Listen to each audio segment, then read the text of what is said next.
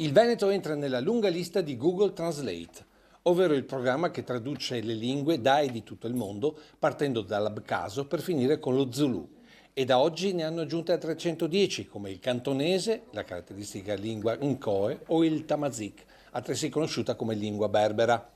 E nella lista ci sono anche dei dialetti maggiormente utilizzati in Italia, ovvero il lombardo, il siciliano e appunto il nostro veneto. L'idea è di utilizzare l'intelligenza artificiale per colmare il divario comunicativo di circa 614 milioni di persone, circa l'8% del genere umano. Indubbio sentirsi da veneti orgogliosi e onorati per la scelta, che permetterà ad esempio ad un cinese di capire cosa gli mettiamo in mano quando diciamo piron, oppure ad un tedesco dove può catare quello che cerca. Ma è tra i connazionali che invece sorgono i maggiori dubbi, che ha raccolto oggi la nostra Lina Paronetto. È una buona idea?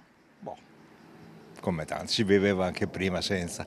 Una bella buttata, molto comica, vedremo gli sviluppi. È simpatica l'idea, però secondo me già fanno fatica con le traduzioni automatiche da una lingua all'altra, possono venire fuori delle trovate molto comiche. Se traduce il veneto come traduce alcune altre situazioni in altre lingue, non lo so, ecco, se proprio devo essere felice. Ho avuto purtroppo delle situazioni nelle quali stiamo parlando di badanti e dove veramente le traduzioni usando il Google Translate, che era l'unica possibilità, sono state un po', oddio, anche spiritose certe volte, ecco, mettiamola così. Ma ci sono delle parole che tipo culiera in italiano non lo sanno in italiano, quindi credo che Google Translator non sia in grado di farlo. Quindi. E invece no, l'intelligenza artificiale traduce puntualmente culiera o sculiero in cucchiaio.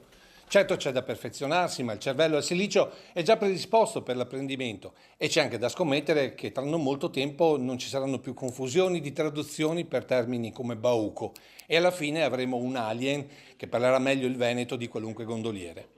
Ma riuscirà anche a capire le sottili differenze sulla stessa parola? Quella tipica veneta non la pronunciamo, ma voi potete leggerla, così come la leggera sfumatura tra l'essere e l'andare, che siamo sicuri rimarrà esclusiva di questa terra e di questa gente.